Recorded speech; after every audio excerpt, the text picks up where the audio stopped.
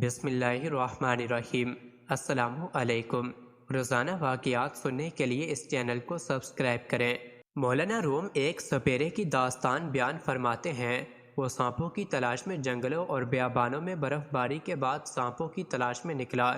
ایک جگہ اسے بہت بڑا مردہ اژدہا نظر آیا تو اس کے دل نے سوچا کہ اس کو کسی طرح شہر لے جاؤں اور اس پر ٹکٹ لگا دوں تو بہت پیسے کماؤں گا۔ تو پھر وہ بڑی مشکل اور تکلیف سے اس کو کھینچ کر شہر لے آیا۔ لوگوں نے جب سنا تو شہر کا شہر امڑ آیا۔ اژدہا جو اصل میں مردہ نہیں تھا، برف باری میں ٹھنڈک کی وجہ سے اس کا جسم سن ہو گیا تھا۔ ہجوم کی گرمی نے اور سورج کی حرارت میں اسے پھر سے ٹھیک کر دیا اور اس نے حرکت کرنا شروع کر دی۔ ہجوم نے جب یہ دیکھا تو بھاگ کھڑے ہوئے۔ جس کا جدھر منہ ہوا دوڑ پڑا۔ سپیرا جو اژدہے کے پاس کھڑا تھا، اس نے جیسے ہی بھاگنے کی کوشش کی تو اژدہے نے منہ کھولا اور سپیرے کو نگل لیا۔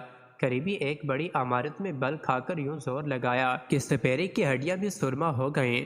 مولانا روم یہ واقعہ سنا کے یوں فرماتے ہیں کہ ہمارا نفس بھی ایک اژدہے کی طرح ہے، اسے کبھی مردہ تصور نہیں کرنا۔ وسائل نہ ہونے کی بنا پر یہ ٹھٹرتا ہوا نظر آتا ہے۔ اللہ کریم کی اطاعت سے بغاوت اور دنیا پرستی وہ دو حرارتیں ہیں جو اسے متحرک کر دیتی ہیں۔ اس لیے استغفار کیا کریں اور اللہ سے نفس کی قید سے بچنے کی دعا کیا کریں۔ مزید ایسی ہی ویڈیوز کے لیے چینل کو ضرور سبسکرائب کریں۔